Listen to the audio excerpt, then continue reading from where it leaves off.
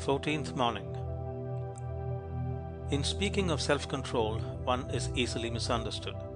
It should not be associated with destructive repression, but with a constructive expression. A man is happy, wise, and great in the measure that he controls himself. He is wretched, foolish, and mean in the measure that he allows his animal nature to dominate his thoughts and actions.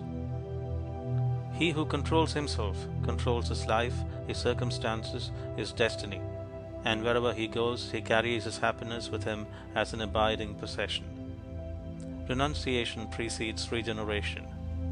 The permanent happiness which men seek in dissipation, excitement, and abandonment to unworthy pleasures is found only in the life which reverses all this, the life of self-control.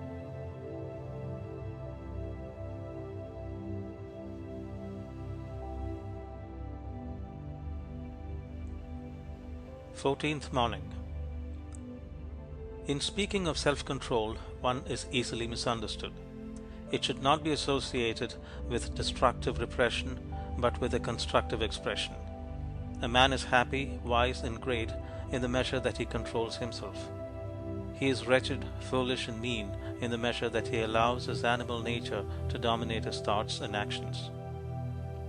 He who controls himself controls his life, his circumstances, his destiny, and wherever he goes, he carries his happiness with him as an abiding possession.